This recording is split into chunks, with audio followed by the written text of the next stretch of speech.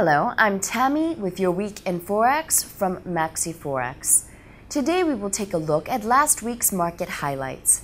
Global equity markets closed out the last week of 2009 with moderate gains, capping an unbelievable year which the Dow Jones Industrial Average gained 63.5% from its low back in early March.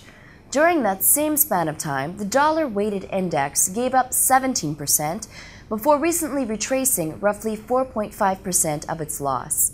For a closer look at the markets, we're joined by foreign exchange analyst Martin Smith. Welcome, Martin. Thanks, Tammy.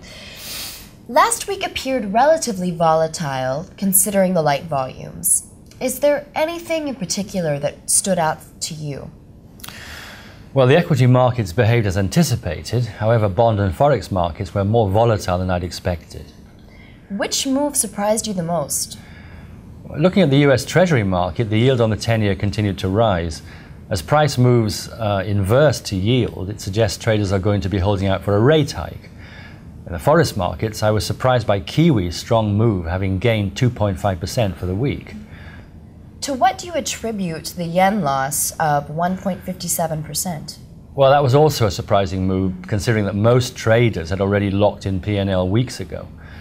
However, as the dollar carry trade has been unwinding and more traders are shifting the carry trade back to the yen, we also have the rumors that hit the markets about Japan Airlines filing for bankruptcy. Oil seems to be making a silent yet steady charge in the market. What do you think about that? Well, remember that the price of commodities are quoted in dollars. So as the dollar shows weakness, it will by default lift commodity prices. Oil's been holding firm at just $80 a barrel, and although most analysts believe the dollar will continue a soft rally, which would normally constrain oil prices, nevertheless, the market is also poised for pent-up demand to again accelerate the cost of a barrel.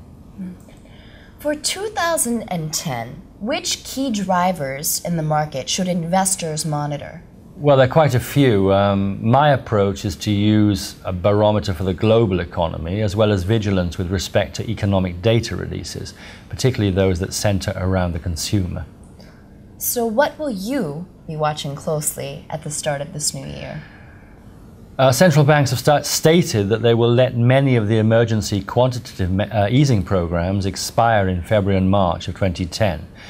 So we need to analyze the market's reaction once these programs are no longer in place. Will the spread, known as the cost financing, start to widen, since the government is no longer artificially creating liquidity in the market? What about the economic releases that you mentioned earlier? Well, the most watched will be, of course, unemployment. Obviously, people spend less when they are not earning. Beyond that, we have retail sales and manufacturing data. If manufacturing sees an uptick, then that implies an improved outlook for the jobs market. Also tells us consumers are in fact spending. How will this impact the greenback? Well, two things will move the greenback higher. First of all, panic, and second of all, real positive economic prints. On the flip side, anemic data releases, which I translate to mean really less negative. For example, if you have a negative GDP print one quarter followed by a slightly better GDP print the next quarter, but it's still negative, then that will be the type of news that will stymie the dollar rally. Thank you, Martin, for joining us once again. Until next week, I'm Tammy, and be sure to visit us at maxiforex.ru.